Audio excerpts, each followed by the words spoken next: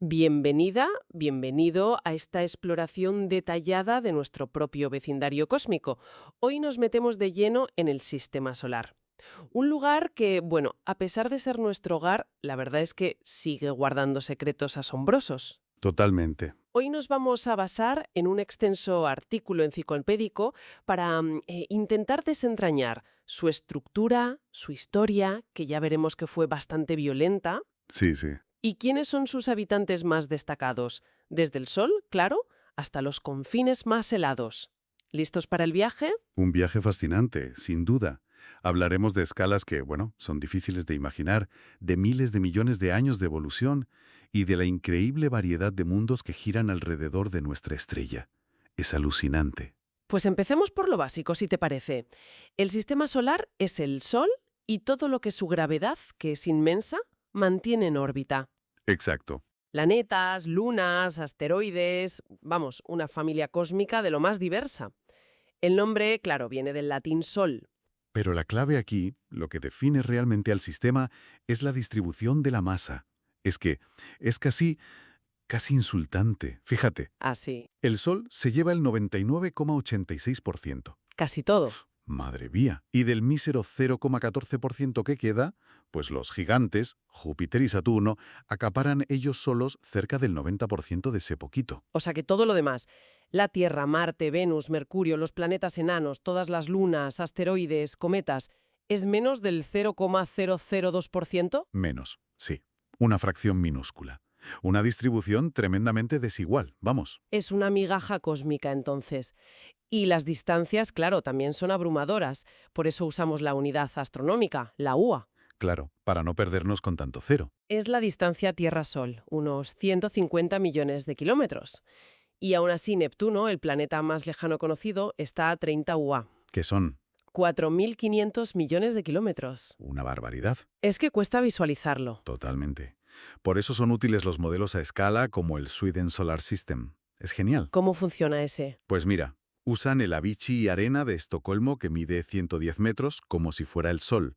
A esa A escala, ver. la Tierra sería una canica a 7,6 kilómetros de distancia y Júpiter una pelota de 7,5 metros a 40 kilómetros. Increíble, te da una perspectiva. Impactante, sí. Te hace entender lo vasto y, sobre todo, lo vacío que está el espacio entre planetas. Vale, pues ya que tenemos la escala, vayamos al principio. Hace 4.600 millones de años. ¿Cómo empezó todo esto? Pues todo arranca con el colapso por gravedad. Había una zona más densa dentro de una nube molecular gigante. Una nube de gas y polvo. Exacto. Compuesta sobre todo de hidrógeno y helio, lo más abundante del universo. Pero también con polvo, ¿eh? Restos de estrellas que murieron antes. Al colapsar esa región, por su propia gravedad, empezó a girar más rápido. Como una patinadora cuando recoge los brazos, ¿no? La conservación del momento angular. Justo eso. Y ese giro, cada vez más rápido, hizo que la nube se aplanara, formando un disco enorme, el disco protoplanetario. ¿Y en el centro? En el centro se acumuló la mayor parte de la masa, formando un protosol muy caliente y denso. ¿Y dentro de ese disco? Ahí empezó la fiesta. Ahí empezó todo, sí. El polvo empezó a pegarse, granito a granito, luego rocas, luego cuerpos más grandes que llamamos planetesimales. Y de ahí, por colisiones y fusiones, surgieron los protoplanetas. Pero ojo, fue un proceso caótico, ¿Caótico en qué sentido? pues que seguramente hubo cientos de protoplanetas al principio. Hubo una competición feroz, colisiones brutales, fusiones, algunos cuerpos fueron destruidos, otros expulsados del sistema para siempre. Entiendo. Y aquí, para explicar por qué unos planetas son rocosos y otros gigantes gaseosos, entra un concepto clave que has mencionado antes. La línea de congelación. Exacto. Es fundamental. Imagina una línea invisible a unas 5 unidades astronómicas del Sol, más o menos donde está ahora el cinturón de asteroides, un poco más allá de Marte. Vale. Dentro de esa línea, hacia el Sol, hacía demasiado calor. Los compuestos volátiles como el agua, el amoníaco, el metano, no podían condensarse en hielo. Solo podían solidificar los materiales con puntos de fusión muy altos, rocas, metales. Y como esos materiales, roca y metal, eran relativamente escasos en la nube original, Exacto. Pues, los planetas que se formaron ahí dentro, Mercurio, Venus, la Tierra, Marte, se quedaron, digamos, pequeños y rocosos. no había mucho material sólido disponible. Tiene todo el sentido. ¿Y fuera de la línea de congelación? Ah, amigo, fuera de la línea de congelación hacía frío. Ahí sí que esos compuestos volátiles, los hielos, podían condensarse y formar partículas sólidas. Y resulta que esos hielos eran mucho más abundantes que la roca y el metal, ¿no? Muchísimo más. El agua, por ejemplo.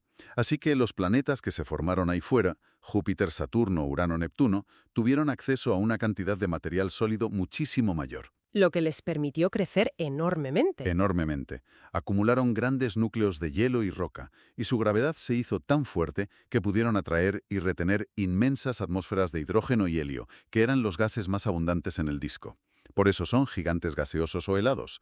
La ubicación lo fue todo. Fascinante. ¿Y lo que no llegó a formar planetas, todos esos restos? Pues quedaron como, bueno, como los escombros de la construcción. Formaron el cinturón de asteroides, entre Marte y Júpiter. Más afuera, el cinturón de Kuiper, más allá de Neptuno. Y aún más lejos, la hipotética nube de Oort.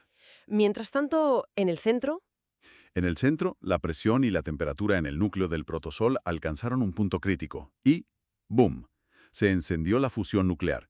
El hidrógeno empezó a convertirse en helio. había nacido nuestra estrella. Exacto. Y una vez encendido, su viento solar, un flujo de partículas muy energético, empezó a soplar hacia afuera, barriendo los restos de gas y polvo que quedaban en el disco. Limpió la casa, digamos. Pero la cosa no se calmó inmediatamente después, ¿verdad? He leído sobre modelos como el de Niza o uno llamado Grand TAC. Suenan a que hubo más jaleo. Sí, en efecto. Durante los primeros millones de años de nuestro sistema solar, los planetas primitivos se movieron estratégicamente y en serio hacia diferentes posiciones, lo que hizo que algunos fuesen extinguidos por otros más potentes. Fue una auténtica colisión de planetas, hasta que fueron estables devaliendo poco a poco una posición definitiva. Cierto, cierto. La imagen que tenemos ahora es que el sistema solar primitivo fue un lugar muy dinámico, nada tranquilo. Esos modelos, como el de Niza, sugieren que los planetas gigantes no se formaron donde están ahora, sino que migraron. Migraron, se movieron de sitio. Sí, el modelo de Niza propone que estaban más juntos y más cerca del Sol y luego migraron hacia afuera. El Gran TAC sugiere algo aún más dramático para Júpiter, que migró primero hacia adentro, casi hasta la órbita de Marte, y luego volvió hacia afuera, arrastrado por Saturno. Menudo viaje. ¿Y qué consecuencias tuvo eso? Pues imagínate un auténtico billar cósmico. Esas migraciones habrían desestabilizado las órbitas de muchísimos cuerpos pequeños, asteroides, planetesimales. Los lanzaron por todas partes. Y eso explicaría... Podría explicar varias cosas, por ejemplo, el llamado bombardeo intenso tardío, una época hace unos 3.900 millones de años en la que los planetas interiores sufrieron un montón de impactos. También explicaría la estructura actual del cinturón de asteroides, que parece bastante limpio, y cómo los gigantes acabaron en sus órbitas actuales, más lejanas y estables. O sea que nuestro sistema solar es el resultado de una historia bastante violenta y movidita. Sin duda, no fue un proceso ordenado y tranquilo, fue caótico y lleno de cambios drásticos. Bueno, pues hablemos del gran protagonista, del jefe de todo esto, el Sol. Una estrella de tipo G2V, dicen que bastante normalita en la galaxia. Normalita en tamaño y tipo, sí, pero absolutamente vital para nosotros, claro. Esa fusión de hidrógeno en helio en su núcleo es la fuente de casi toda la energía del sistema. Nos da luz, calor. Y mencionaste antes que tenía metales. Eso es importante. Importantísimo. En astronomía llamamos metales a todos los elementos más pesados que el hidrógeno y el helio. El Sol es una estrella de población 1, lo que significa que es relativamente rica en estos metales. ¿Y por qué es clave? Porque esos metales no se formaron en el Big Bang, sino dentro de generaciones anteriores de estrellas que explotaron. Sin esa metalicidad, sin esos elementos como el silicio, el hierro, el oxígeno, no habría habido material para formar planetas rocosos como la Tierra. Ah, claro. O sea que somos literalmente polvo de estrellas. Exactamente. Y además, el Sol no solo emite luz y calor, también emite el viento solar. ¿Qué es? Un flujo constante de partículas cargadas, electrones, protones, que viaja a cientos de kilómetros por segundo y llena todo el espacio interplanetario. Este viento crea una burbuja magnética protectora alrededor del sistema solar, la heliosfera. ¿Nos protege de qué? De gran parte de la radiación cósmica de alta energía que viene de fuera de la galaxia. Es nuestro escudo natural. Pero el Sol también tiene sus días malos, ¿no? Las llamaradas, las eyecciones de masa coronal. Sí, su actividad no es constante, tiene ciclos y a veces libera enormes cantidades de energía y partículas de forma repentina. Eso es lo que llamamos clima espacial. Y eso nos afecta aquí en la Tierra. Y tanto. Causa las auroras boreales y australes, que son preciosas, pero también puede interferir con las comunicaciones por satélite, las redes eléctricas y ser un peligro para los astronautas. Hay que vigilarlo de cerca. Vale, entendido el papel del Sol. Hagamos ahora un recorrido por las distintas zonas, empezando por el sistema solar interior. Perfecto. Esta es la región más cercana al Sol, dentro de la línea de congelación que comentábamos. Incluye a Mercurio, Venus, la Tierra y Marte, y también al cinturón de asteroides. La característica común es que son rocosos, ¿verdad? Sí, fundamentalmente compuestos de silicatos y metales. Son densos, tienen superficies sólidas, pocas lunas o ninguna y no tienen anillos. Empecemos por Mercurio, el más cercano al Sol. El pequeño mensajero. Es el planeta más pequeño, apenas un poco más grande que nuestra Luna. Está achicharrado por el Sol, con diferencias de temperatura brutales entre el día y la noche. Tiene un núcleo de hierro enorme para su tamaño y una superficie llena de cráteres y unos acantilados muy curiosos. Fallas de compresión. Casi no tiene atmósfera y no tiene lunas. Luego viene Venus. A menudo lo llaman el gemelo de la Tierra. Sí, por tamaño y masa son parecidos, pero ahí acaban las similitudes. Venus es un infierno. Tiene una atmósfera densísima, 90 veces la presión de la nuestra, y compuesta casi enteramente de dióxido de carbono. El efecto invernadero descontrolado. Exacto. La temperatura en la superficie supera los 400 grados Celsius, más caliente que Mercurio. La superficie es volcánica, pero oculta bajo una capa de nubes de ácido sulfúrico. No tiene campo magnético significativo ni lunas. Un lugar poco acogedor. Después estamos nosotros, la Tierra, el puntito azul pálido. El único lugar que conocemos con agua líquida en la superficie, una atmósfera respirable de nitrógeno y oxígeno y, bueno, vida. Tenemos tectónica de placas activa, que recicla la corteza. Y un campo magnético global bastante potente que nos protege del viento solar. Y tenemos una compañera muy especial, la Luna. Que es enorme en comparación con nosotros. Sí, es sorprendentemente grande. La teoría dominante es que se formó por un impacto gigantesco de un protoplaneta del tamaño de Marte contra la Tierra primitiva. Es un mundo fascinante por sí mismo, con sus mares de lava solidificada y sus cráteres, ríos, lagos, quizás hasta un océano. ¿Por eso se busca vida allí con tanto interés? Claro, tiene accidentes geográficos espectaculares. El Monte Olimpo, el volcán más grande del sistema solar, y Valles Marineris, un sistema de cañones gigantesco. Perdió su campo magnético hace miles de millones de años, lo que contribuyó a que perdiera su atmósfera y agua. Y tiene dos lunas pequeñitas, Phobos y Deimos. Sí, parecen patatas. Probablemente son asteroides que capturó su gravedad en algún momento.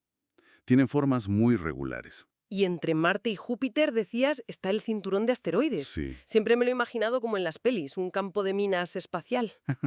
¿Qué va? Es otro mito de la ciencia ficción.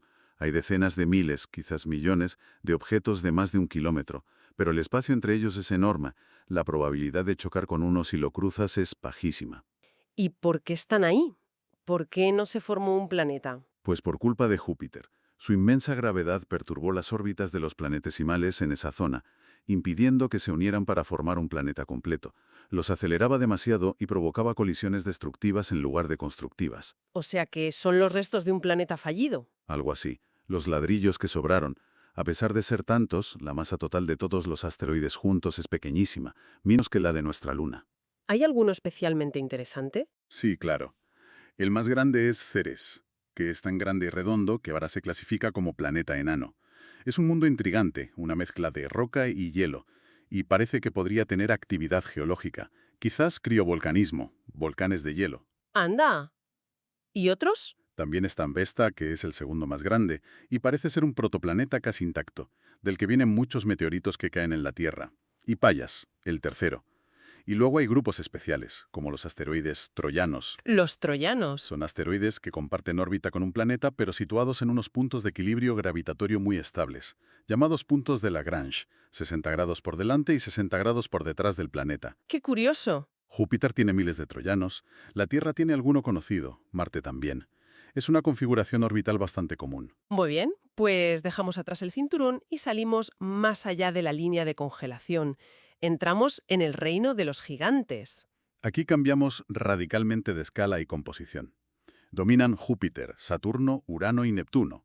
Juntos, como decíamos, suman el 99% de la masa que orbita al Sol, quitando al propio Sol, claro. Características comunes. Son enormes, no tienen superficie sólida definida, tienen anillos y muchísimas lunas. Exacto.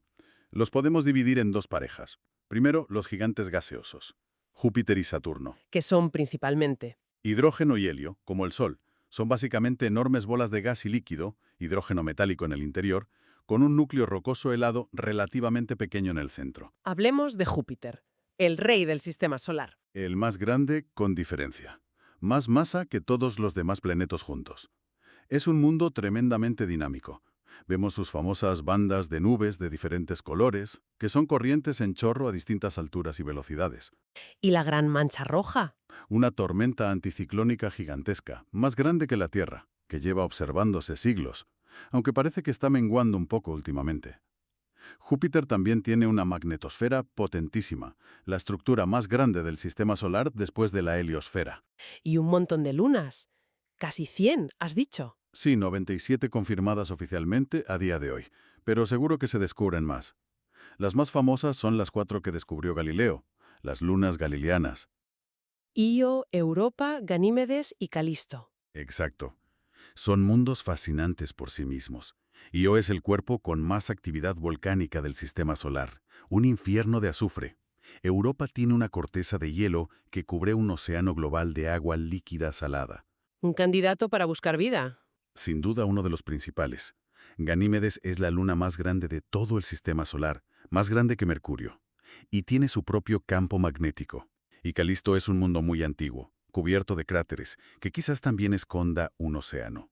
Y aparte de las galileanas, ¿hay muchas más? Sí, hay un grupo de lunas interiores más pequeñas, como Amaltea, y luego un enjambre enorme de lunas exteriores, pequeñas e irregulares, la mayoría probablemente asteroides o cometas capturados por la tremenda gravedad de Júpiter. Pasemos a Saturno, el señor de los anillos. Esos anillos son, bueno, icónicos. Desde luego, son una de las vistas más espectaculares del sistema solar. Aunque Júpiter, Urano y Neptuno también tienen anillos, los de Saturno son muchísimo más brillantes y extensos. ¿De qué están hechos? Son miles y miles de anillos concéntricos formados por miles de millones de partículas de hielo de agua principalmente. Varían en tamaño desde granos de polvo hasta trozos del tamaño de una casa o una montaña pequeña. Son muy finos, eso sí, comparados con su extensión. ¿Y Saturno en sí, cómo es? Es parecido a Júpiter, aunque un poco más pequeño y menos denso. Es menos denso que el agua. También tiene bandas de nubes, tormentas. Una muy curiosa es una corriente en chorro con forma de hexágono perfecto en el polo norte. Un hexágono. Qué raro. Sí, muy peculiar. Y en cuanto a lunas, Saturno es ahora mismo el campeón. Tiene 274 confirmadas. Más que Júpiter. Sí, le ha quitado el récord recientemente. La más grande y famosa es Titán, Que es especial por su atmósfera, ¿no? única en el sistema solar, aparte de la Tierra. Es una atmósfera densa, más que la nuestra, compuesta principalmente de nitrógeno, como la nuestra, pero también con metano. Y hace tanto frío que el metano se comporta como el agua en la Tierra. Hay nubes, lluvias, ríos, lagos y mares de metano y etano líquidos en la superficie. Alucinante. ¿Alguna otra luna destacada? Pues sí, muchas. Encélado es pequeñita pero increíblemente activa. Lanza chorros o géiseres de vapor de agua y partículas de hielo al espacio desde grietas en su polo sur. Esos géiseres vienen de un océano subterráneo de agua salada. Otro candidato para buscar vida. Otro de los grandes candidatos, sí. Luego están Rea, Japeto, con una cara brillante y otra oscura, Dione, Tetis, Mimas, que parece la estrella de la muerte de Star Wars por un cráter enorme, y lunas pastoras que confinan los anillos, lunas troyanas, un sistema complejísimo.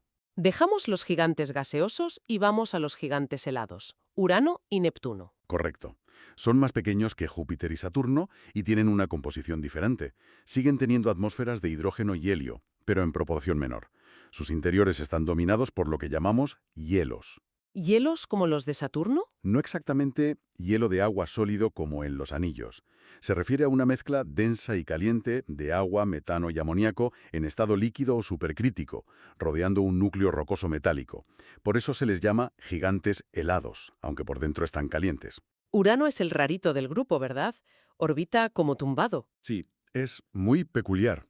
Su eje de rotación está inclinado más de 90 grados respecto a su plano orbital, o sea que orbita prácticamente de lado.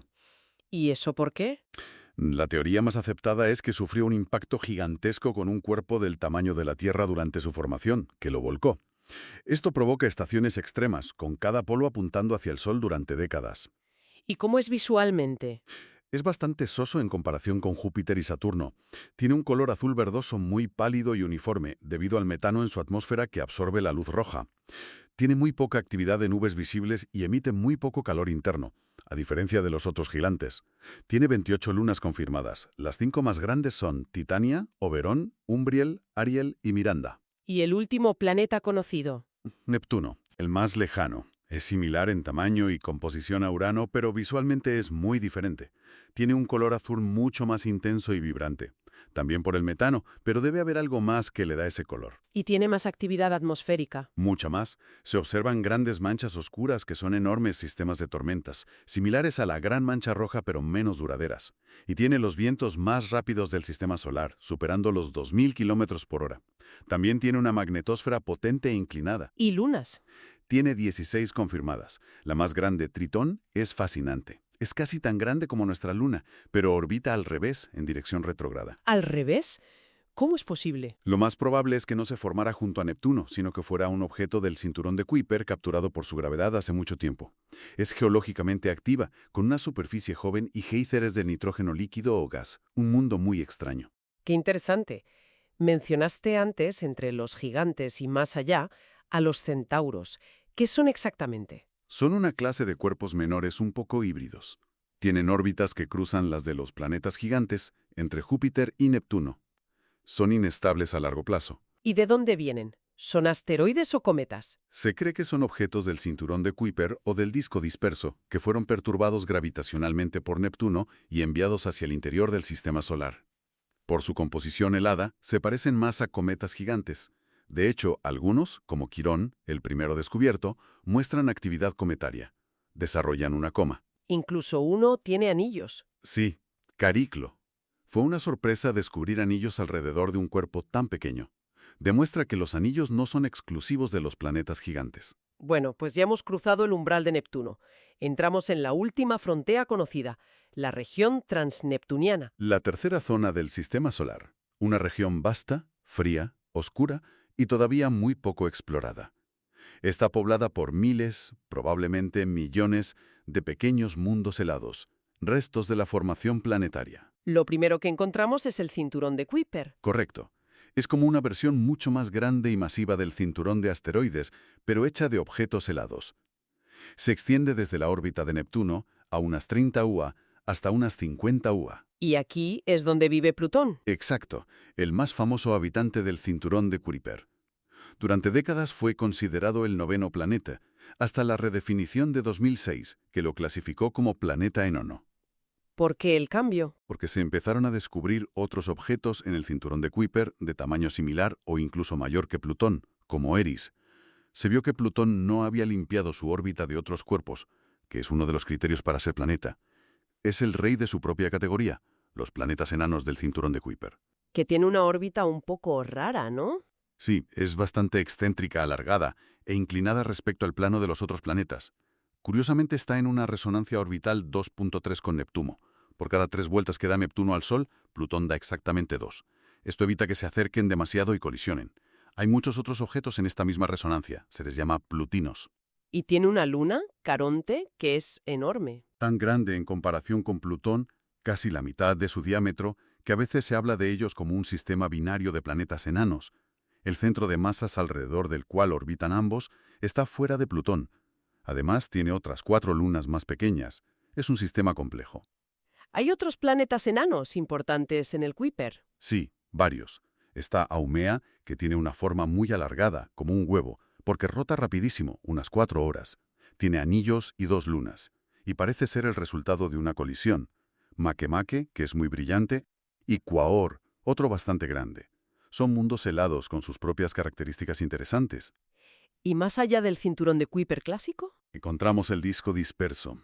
Los objetos aquí tienen órbitas mucho más excéntricas e inclinadas que los del cinturón de Kuiper. Se cree que fueron dispersados gravitacionalmente por Neptuno durante las migraciones planetarias. Esta región se solapa con el Kuiper, pero se extiende muchísimo más lejos, hasta cientos de UA. ¿Hay planetas enanos también ahí? Sí, el más importante es Eris. Es ligeramente más pequeño que Plutón, pero un poco más masivo.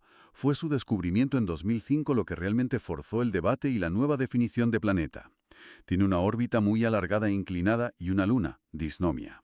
También está Gong Gong, otro planeta enano de tamaño considerable en esta región. Y luego están esos objetos aún más lejanos y con órbitas rarísimas, los ETNOs y los sednoides. Exacto. Los objetos transneptunianos extremos, étenos, son cuerpos cuyas órbitas los llevan increíblemente lejos del Sol, con semiejes mayores de 150 o 250 UA. Están tan lejos que la influencia de los planetas gigantes conocidos es muy débil. Como Sedna, por ejemplo. Sedna es el prototipo de un subgrupo aún más extraño, los sednoides. Lo peculiar de Sedna, descubierto en 2003, es que su perihelio, el punto más cercano al Sol, está lejísimos, a unas 76 UA. Nunca se acerca a Neptuno. Su órbita es enormemente larga, dura más de 11.000 años. Es un misterio cómo llegó a esa órbita tan externa y desvinculada. Y es aquí donde entra la famosa hipótesis del planeta 9. Precisamente, se observó que las órbitas de varios de estos étenos más extremos parecían estar agrupadas de una forma extraña, como apuntando en la misma dirección en el espacio.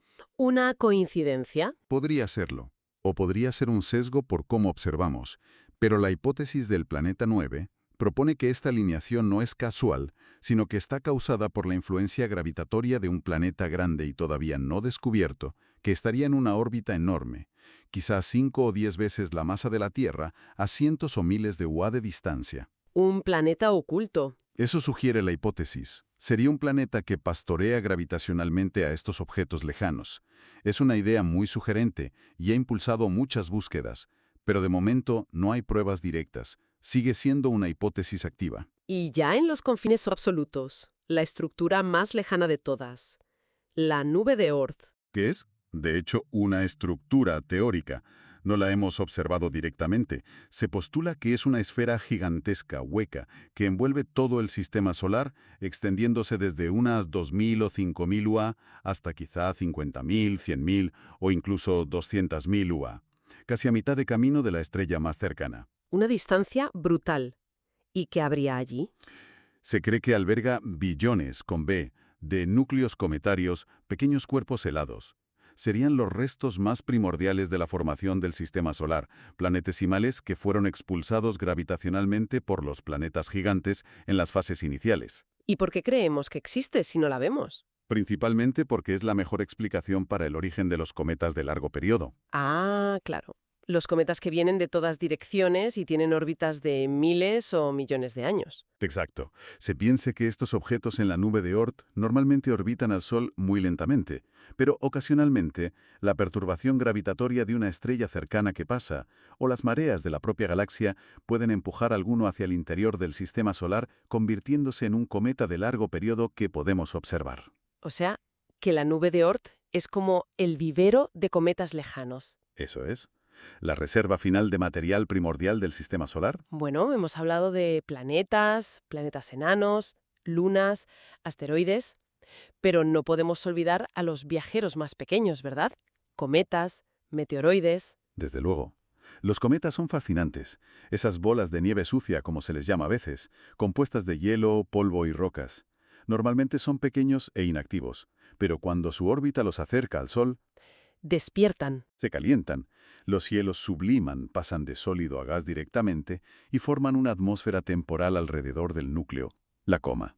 Y la presión de la luz solar y el viento solar empujan ese gas y polvo hacia atrás, formando las espectaculares colas, una de gas ionizado y otra de polvo, que siempre apuntan en dirección opuesta al Sol. Y vienen de dos sitios distintos, has dicho. Sí, Los de corto periodo, con órbitas de menos de 200 años, suelen venir del cinturón de Kuiper o del disco disperso. Los de largo periodo, con órbitas de miles o millones de años, vienen de la nube de Oort. Algunos tienen órbitas tan extremas que pasan rozando el Sol, los sunrisers, y a veces se desintegran. ¿Y los meteoroides? Son fragmentos más pequeños de roca o metal, desde granos de arena hasta rocas de varios metros. Suelen ser restos de colisiones de asteroides o material expulsado de cometas. Si uno de estos entra en la atmósfera terrestre, Una estrella fugaz.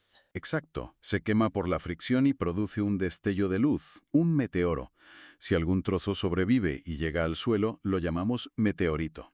Y luego está el polvo interplanetario, partículas minúsculas que llenan el espacio entre los planetas, producto de colisiones y de los cometas. Este polvo es el que causa la luz zodiacal, un brillo tenue que a veces se ve antes del amanecer o después del atardecer. Con toda esta variedad de objetos y distancias, una pregunta que surge es, ¿dónde termina realmente el sistema solar? Porque parece que depende de qué midas. Es una buena pregunta, y no tiene una única respuesta.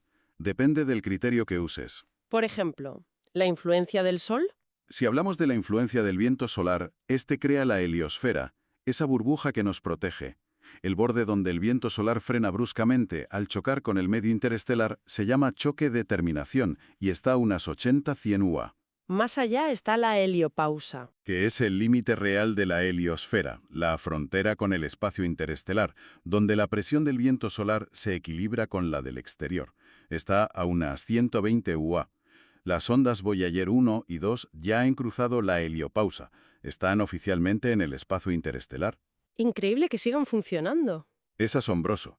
Y aún más allá, se cree que hay un arco de choque, como la estela de un barco, que forma el Sol al moverse a través del gas interestelar, quizás a unas 230 UA. Pero eso es la influencia del viento solar. Y la gravedad. La influencia gravitatoria del Sol llega muchísimo más lejos.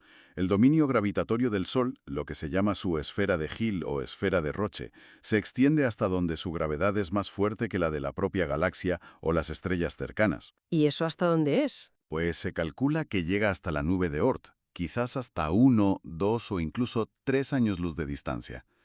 Esos son unas 100.000, 150.000, hasta 200.000 unidades astronómicas. Ahí sí que podríamos decir que termina la influencia gravitatoria dominante del Sol. O sea que el sistema solar es inmenso, mires como lo mires. Absolutamente. Y todo esto, nuestro sistema solar, no está flotando aislado. Está dentro de una galaxia, la Vía Láctea. ¿Cuál es nuestro lugar en ella? Pues estamos en un lugar bastante tranquilo, la verdad. La Vía Láctea es una galaxia espiral barrada enorme. Nosotros vivimos en uno de los brazos espirales secundarios, llamado brazo de Orión, o a veces espolón local. Lejos del centro. A unos 26.000 años luz del centro galáctico, que es una zona muy densa y activa, con un agujero negro supermasivo. Estamos en los suburbios, digamos. Y damos una vuelta completa a la galaxia cada 240 millones de años, más o menos. Eso es un año galáctico. ¿Y es buena nuestra ubicación? Probablemente ha sido crucial para nosotros. Estamos lejos de la radiación peligrosa del centro galáctico y fuera de los brazos espirales principales, donde la formación de estrellas es más intensa y hay más supernovas. Esta relativa calma ha podido ser fundamental para que la vida compleja tuviera tiempo de surgir y evolucionar en la Tierra sin ser aniquilada por eventos cósmicos catastróficos. Qué interesante perspectiva. Y pensar que hace solo unos siglos la visión era completamente distinta. Creíamos ser el centro de todo el universo. Ha sido un viaje intelectual increíble, ¿verdad? Del geocentrismo de Ptolomeo, donde la Tierra era el centro inmóvil, al heliocentrismo propuesto por Copérnico y demostrado por las observaciones de Galileo y las leyes de Kepler y Newton. Luego se descubrieron planetas que no se veían a simple vista. Urano, descubierto por Herschel casi por casualidad, y Neptuno, descubierto gracias a las matemáticas. Se predijo su existencia y posición basándose en las perturbaciones que causaba en la órbita de Urano. Fue un triunfo de la mecánica celeste. Y la comprensión de los cometas, que dejaron de ser presagios para ser objetos celestes con órbitas, como el cometa Halley. Exacto. Y la medición de las distancias, usando los tránsitos de Venus, por ejemplo. Y ya en los siglos XX y XXI, la exploración espacial ha sido la gran revolución. Hemos enviado sondas a todos los planetas conocidos, hemos aterrizado en la Luna, en Marte, en asteroides, en cometas. Hemos traído muestras, hemos puesto telescopios en órbita como el Hubble o el James Webb, que nos dan imágenes espectaculares y datos precisos. Incluso hemos tenido que replantearnos conceptos básicos como qué es un planeta, a raíz de los descubrimientos en el cinturón de Kuiper. Y aún así, con todo lo que hemos avanzado, quedan misterios. Muchísimos. Cada respuesta abre nuevas preguntas. La exploración espacial no ha hecho más que empezar en realidad. Bueno, pues hemos hecho un viaje impresionante. Desde el horno abrasador de Mercurio hasta la oscuridad helada y lejana de la nube de Oort. Hemos recorrido 4.600 millones de años de historia cósmica condensados. La verdad es que es un sistema de una riqueza, una complejidad y una diversidad que quitan el aliento. Totalmente. Y como decías, a pesar de todo lo que hemos aprendido, persisten grandes preguntas, grandes misterios que nos impulsan a seguir explorando. ¿Como cuáles, por ejemplo? Pues, la naturaleza exacta de la nube de Oort sigue siendo teórica. La posible existencia del planeta 9 es una incógnita fascinante. Y por supuesto, la gran pregunta sobre la habitabilidad de esos océanos subterráneos en lunas como Europa o Encélado. ¿Podría haber vida ahí abajo? Son fronteras abiertas a la exploración futura, sin duda. Exacto. Misiones futuras intentarán responder a algunas de estas preguntas. Y ya para terminar, una última reflexión que me surge. Ahora que estamos descubriendo miles de planetas extrasolares fuera de nuestro sistema solar, vemos que muchos sistemas planetarios son muy diferentes al nuestro. ¿Es verdad? Vemos muchas supertierras, planetas rocosos más grandes que la Tierra, orbitando muy cerca de sus estrellas, algo que aquí no tenemos. Vemos gigantes gaseosos muy cerca de sus estrellas, los Júpiteres calientes. Nuestra arquitectura con los pequeños rocosos dentro y los gigantes ordenaditos fuera. Parece que no es el único modelo posible ni quizás el más común. Entonces la pregunta es, ¿somos una rareza?